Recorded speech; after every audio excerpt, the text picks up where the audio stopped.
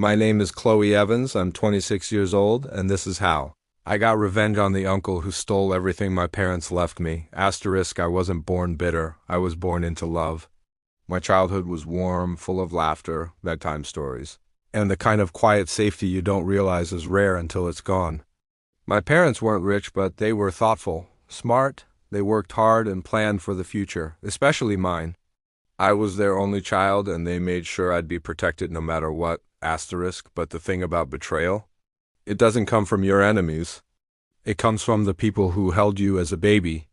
The ones who made you believe you were safe. Asterisk, I lost both of my parents in a car crash when I was 17. 1 second. I was stressing over college applications and senior prom.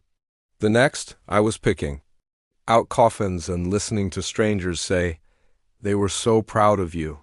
The grief hollowed me out. It was like the air got sucked out of the world. I couldn't eat, couldn't sleep. But in the middle of all that pain, I clung to the one person who promised to help me through it. My Uncle Ray, asterisk Ray, was my dad's younger brother. The fun uncle.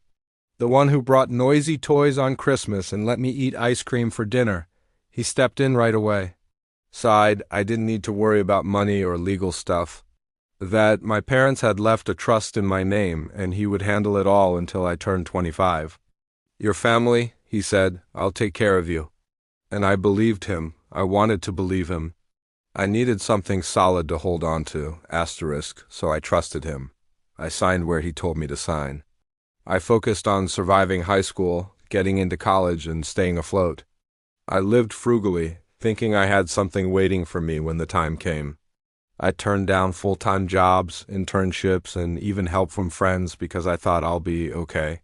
My parents made sure of that, asterisk, but when I turned 25 and finally asked to see the trust, asterisk, it wasn't there. Not missing, not locked away in paperwork or delayed by red tape, gone, stolen, asterisk, by the man I called Uncle, asterisk, and that's when everything changed. That's when the trust died and the bitterness was born. That's when I stopped being the girl who believed in family. That's when I started planning. I grew up in a small town in Oregon, tucked between green hills and gray skies, where everyone knew your name and your business. My parents weren't rich, but they were solid. My mom, Lydia, was a nurse, steady, nurturing, the kind of woman who baked on Sundays and never missed a school recital. My dad, Mark, ran a small landscaping company. He had rough hands, a sunburned neck, and a quiet pride in the life he built for us. They lived modestly, saved obsessively, and talked about the future like it was a promise carved in stone. That promise was me, asterisk, they opened a trust fund when I was born. Nothing flashy, just enough so that when the time came, I could chase my dreams without drowning in debt. They said I wouldn't have to worry like they did, that I'd be free to create something beautiful, asterisk, and for a long time, I believed them, asterisk, I was the kind of kid who didn't make waves. The peacemaker, the overachiever. I cleaned up after other people's messes, said sorry even when it wasn't my fault, smiled through things that hurt. I was soft, not weak, but careful. I thought if I just did the right thing, life would return the favor. Then came the accident. It was a rainy Tuesday. My parents were driving home from a dinner at my aunt's when a delivery truck ran a red light. That was it. 2 lives gone in a single impact. I was 17, old enough to understand what death meant, but too young to understand what grief could do to you. It made the world blurry, numb, like everything good had been wiped out in one cruel instant. Asterisk, the funeral was a blur of casseroles, condolences, and people saying, "You're so strong," when I felt like I was disintegrating. And through it all, one person stood out, my Uncle Ray. Asterisk Ray was my dad's younger brother. He was the opposite of my father, loud, unpredictable, magnetic in that way people mistake for charm. He always had a crowd around him, always had a story to tell. People called him generous, sighed he had a big heart. And maybe once he did, asterisk, but he also had a big ego, a trail of bad investments, and a drinking problem he never admitted to, asterisk still, when the dust settled, he was the only family I had. He told me to move in with him, that he'd take care of everything, the legal stuff, the trust, the house. "You're still a kid," he said. You don't need to deal with all that. I've got it. Asterisk, and because I was grieving, because I was scared, because I wanted to believe someone still cared about me, I said yes, asterisk. I lived in the spare bedroom of his crumbling ranch house for the rest of high school. I got a part-time job at a grocery store to pay for gas and school supplies. I did my own laundry, cooked my own meals. When I graduated, I didn't go to the big-name colleges I'd once dreamed of. I went to community college instead, practical, affordable. Ray said the trust would be there when I was ready. Why waste it now, he said. You'll get your chance. I clung to those words like a lifeline. Through my early 20s, I kept going. I worked retail during the day and waitressed at night. I lived in a tiny apartment above a laundromat with paper-thin walls and a sink that never drained right. But I had plans. I loved flowers, design, color, texture. I dreamed of opening my own floral studio, something elegant, modern, lush. A place where people came to celebrate, to mourn, to feel. It wasn't just a job. It was how I processed the world. That dream kept me afloat, because I thought I was building towards something. Asterisk. That's what the trust was supposed to be. My foundation. My parents' last gift to me. The safety net that would catch me after a decade of climbing without one. Asterisk. So, when I turned 25, I made an appointment with the bank and the lawyer. I dressed up. I was nervous, but excited. Finally, I thought. Asterisk. But when I sat down across from the attorney, the look on his face told me everything. There was nothing left. The trust had been liquidated. Over the course of years, quietly, efficiently, drained. Asterisk. Ray had filed documents giving himself control. He'd claimed it was an emergency, that it was used for family purposes, but there were no receipts, no records, just a vanishing act that had taken nearly a decade to complete. Asterisk. When I confronted him, he didn't deny it. He gave some speech about how times were tough, how I wouldn't understand the pressures he was under, how family does what it has to do. But he didn't look me in the eye, and that's when I knew. It wasn't a mistake. It wasn't a misunderstanding. Asterisk. It was a theft. A betrayal so deep it cracked something inside me. I wasn't the same after that, because that money wasn't just cash. It was my parents' love, their legacy, their belief in me. Asterisk. And Uncle Ray had said it. All on fire? So I stopped hoping, and I started planning. Asterisk. The truth didn't come all at once. It unraveled slowly like a pulled thread on a sweater, until everything I thought I knew was in a pile at my feet. Asterisk. After the lawyer told me the trust was gone, I started asking questions. At first I thought maybe it was a mistake. Maybe there was a second account. Maybe a clerical error. But the more I dug, the uglier it got. Asterisk. It turned out the trust had been completely intact until I was 20. For the first few years after my parents died, Ray really had left it alone. Maybe he thought he'd be able to stay afloat. Maybe he didn't plan to touch it. But desperation has a way of eating through people like acid. Asterisk. When his bar business started failing, he took the first withdrawal. The paperwork said it was authorized by beneficiary. My signature was there, but I never signed anything. I was in my second year of college, studying for midterms, eating ramen, and stretching gas money between two jobs. I wouldn't have even known how to access the account if I'd tried. Asterisk. Next came the gambling debts. That was harder to trace until I found the email receipts. Online poker sites, credit card payments, a shady wire transfer to a known bookie in Vegas, thousands gone in weeks. Not for anything he needed, but for what he wanted.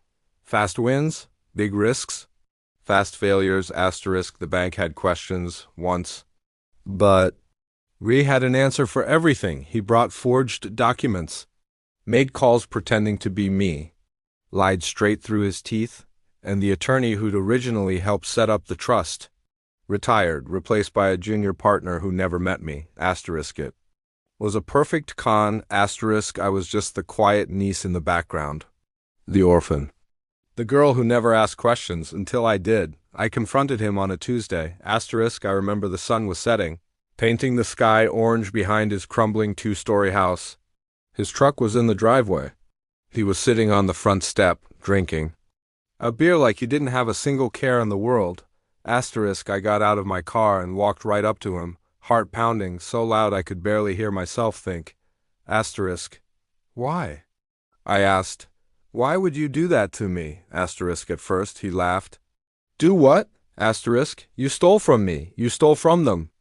My voice cracked. You forged my name. You lied to everyone.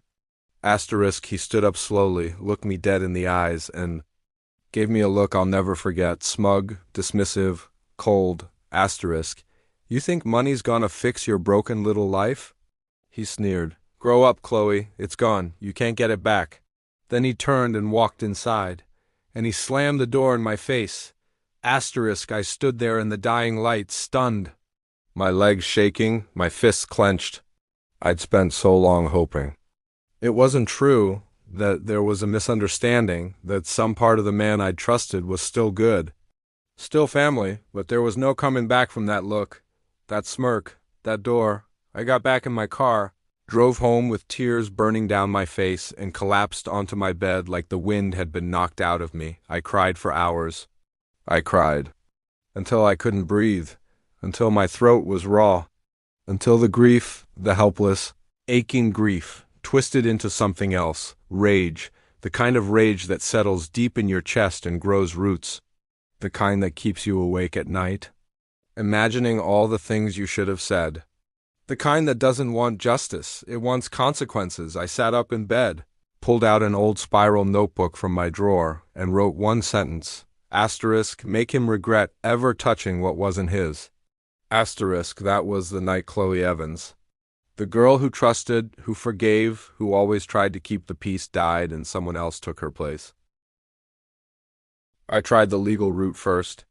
I wasn't naive anymore, but I still believed, hoped, that the system would recognize what had been done to me, that the truth would be enough. It wasn't.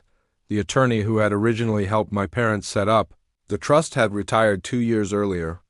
The firm he worked for had been sold to a larger company, and when I requested records, they conveniently couldn't locate anything beyond the basics, a few scanned documents, none of them showing withdrawal authorization forms or account. Activity logs, asterisk, I tried to push further, but everything was buried under privacy restrictions and incomplete archives. The trail was cold, asterisk, raised financial records, supposedly lost in a basement flood. Insurance claim and everything. I contacted the police, presented what I had forged signatures, a few old emails I'd managed to dig out of my inbox that contradicted things he'd told the bank, and they shrugged. It's a civil matter, they said. Translation? It's your word against his. I went home and screamed into a pillow until my throat went raw. For weeks, I felt helpless, trapped, like I was screaming underwater and no one could hear me. I had done everything right, trusted the process, gone through the proper channels, and it led nowhere, but I didn't stop. I started digging quietly. Asterisk, I called the old bank that used to manage the trust and finally got a retired branch manager to pick up. I told her the situation, left out some details, just enough to keep it vague but emotional, and asked if she remembered anything about the account. Asterisk, she hesitated. Asterisk, then she said, that trust account had some irregular withdrawals. I remember flagging one large, sudden, and signed under power of attorney. The beneficiary was young. We asked questions, but Mr. Ray was very insistent. That was the first real confirmation I had. Then I tracked down one of Ray's former employees from his short-lived landscaping business, the one he tried to resurrect using the trust money. The guy didn't work there long, but he remembered Ray well. Asterisk, he was real generous for a few months, the guy said. Suddenly had new gear, paid everyone cash, hosted some big barbecue, like he hit the jackpot. I asked when that was. It lined up exactly with the date of the largest withdrawal from my trust. Asterisk, piece by piece, it was coming together. I couldn't take it to court yet, not without more. But I kept going, quietly, steadily, like a gardener pulling weeds one by one. Asterisk, meanwhile, I worked, I saved, I lived like someone who had nothing to fall back on. Because I picked up extra shifts at the flower shop, took on freelance design work. And on weekends, I started my own small floral stand outside the farmer's market. Asterisk, it started with mason jar bouquets and hand-tied wildflower bundles. Nothing fancy, but word spread. People liked my eye for color, my attention to detail. The way I remembered names. Asterisks. Soon I was doing table arrangements for birthday parties, centerpieces for fundraisers, and eventually weddings. Asterisk. It grew, slow, but steady. I built a website, took online business classes, registered an LLC. My living room turned into a studio. My kitchen table became my design desk. Every dollar I made, I reinvested into the business. I didn't take vacations. Didn't buy new clothes. Just worked, and then, finally, I bought my own little house. It wasn't fancy, but it was mine. 3 bedrooms. A big backyard filled with overgrown weeds. The front porch creaked, but I loved it. I felt like I could finally breathe. Asterisk. I posted a photo of the keys in my hand on social media, smiling so hard my cheeks hurt. Asterisk. And 2 days later, guess who showed up? Ray, unannounced, of course. He pulled into my driveway like he still had a place in my life. Got out of his old truck with that same smug grin he wore the day he slammed the door in my face. Asterisk. Hey, look at you, he said. Little Chloe, all grown up. Heard you got your own place? Thought I'd come by and say congrats. I stood there frozen for a second, staring at him. Then I smiled, because for the first time in years I wasn't scared of him. He walked up the porch steps like we were still family, like nothing had happened. He looked around and gave a slow nod, pretending to be impressed. You did good, he said. If you ever need help with the yard, you know. I still got the old landscaping tools. That's when the idea hit me. A slow, cold, perfect idea. Asterisk. I smiled wider, tilted my head just slightly. Actually, I said, I could really use a guy. Asterisk. Ray blinked. Yeah? Asterisk. Yeah, just until I get settled. Lot of weeds back there, and the shed needs work. Asterisk. He puffed up like I'd just handed him a gold medal. Say no more, he said. I got you. And just like that, he thought he was back in control, back in my life. But this time, he had no idea who he was dealing with. I wasn't the scared 17-year-old he once manipulated. I was the woman who had built her life from scratch, the one with nothing left to lose, and everything to take back. I hired him, $40 a week, cash. Asterisk, just enough to make him swallow his pride, but not enough to feel respected. It wasn't about the money, not for him and certainly not for me. It was about control, about reclaiming every inch of power he once held over me, and turning it into something he couldn't escape. Asterisk, the first day he showed up with his rusted old mower, I was waiting on the porch with a pitcher of lemonade and 2 glasses. I smiled like I had no memory of what he'd done.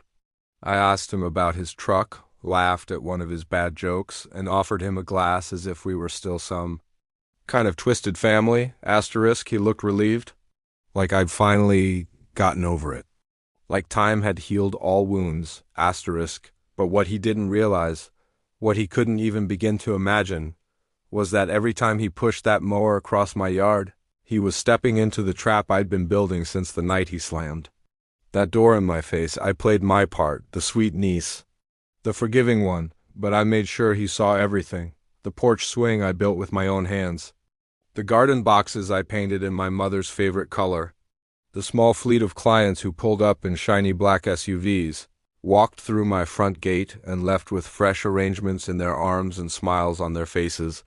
Asterisk. I pinned the newspaper article on my front door, right at eye level, the one titled, Young Woman Launches Floral Business in Honor of Late Parents. It featured a picture of me holding a bouquet outside the house he once told me I'd never be able to afford. He noticed it. He read it twice, asterisk, and each time, I watched his jaw tighten, asterisk, every time that mower sputtered to life. I heard the sound of his pride being cut down with every blade of grass, asterisk, but I didn't stop there. I needed one last piece, one final moment, the twist of the knife, asterisk. So one afternoon, I invited him inside for lunch, asterisk. He hesitated, just a flicker, but then walked in, maybe thinking this was the moment he'd finally be forgiven. that I'd hand him some breadcrumb of redemption, asterisk I'd made grilled cheese sandwiches, his favorite, the same kind my mom used to make for both of us when I was little.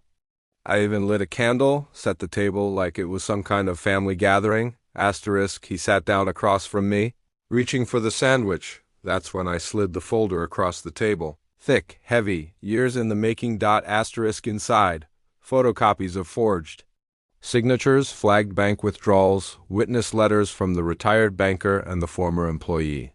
A detailed timeline with annotations, dates, sources, and sitting on top of it all, a letter from my new attorney outlining potential civil and criminal charges. Ray froze. He didn't open it at first. Just stared at the cover, asterisk, I've been building a case for the last 2 years, I said, calmly, buttering my bread. You forged my name. You committed fraud. You drained a minor's trust account. I have enough to take this to court, and I will. Asterisk, he still didn't move.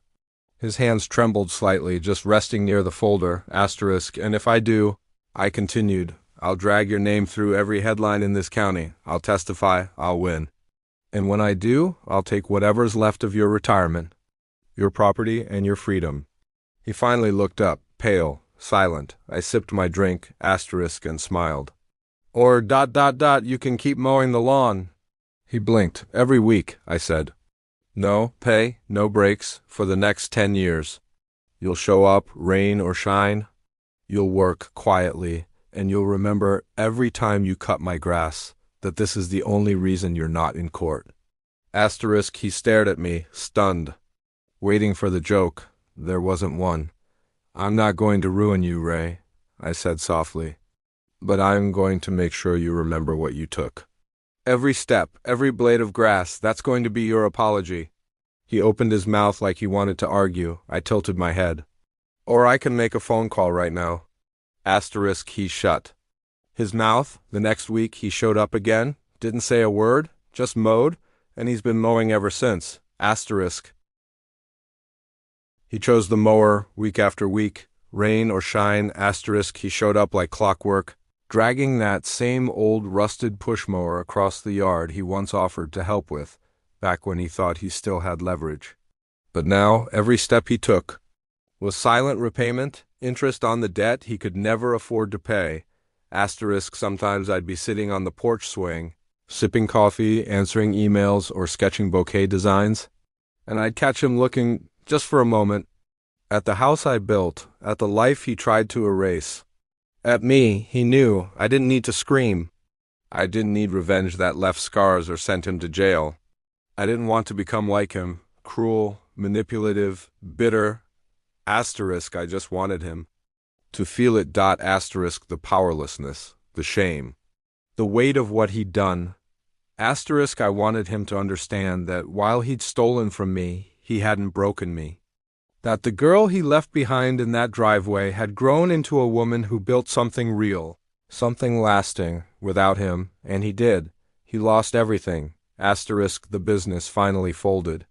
The last of his employees left. Word got around. Not from me, but from whispers, questions, receipts that no longer lined up.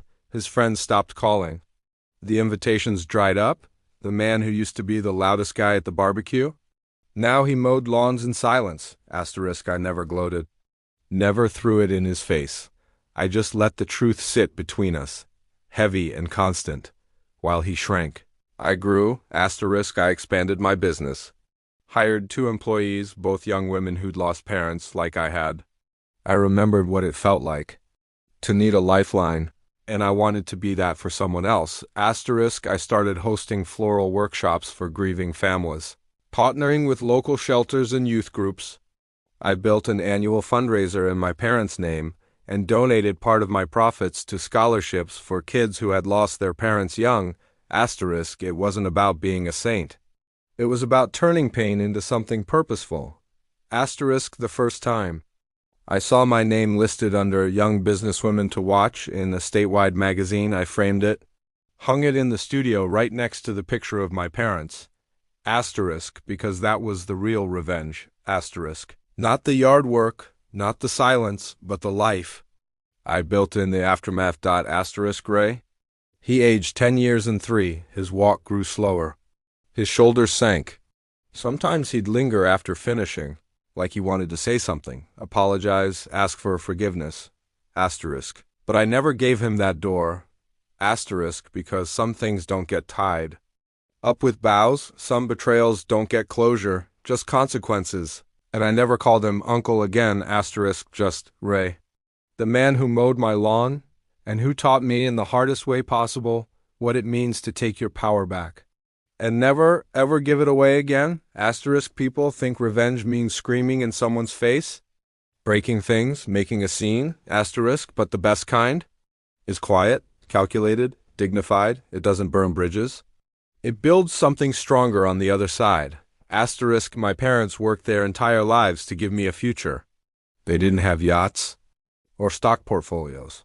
They had hard work and heart and a belief that if they saved and planned, their daughter would have a shot at something better. Asterisk, Ray tried to take that from me. He didn't just steal money, he stole time, peace, the sense of safety I'd once felt around people I called family. Asterisk, but the truth?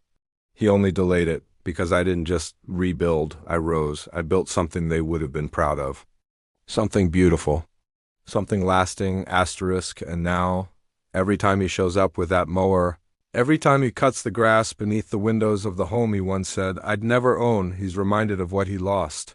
Asterisk. Not just the trust fund, asterisk, but my trust, my respect, his place in my life, asterisk, and he sees who I became in spite of him, asterisk, my name is Chloe Evans. I'm 26 years old, and the girl whose life he tried to ruin now owns the ground he walks on.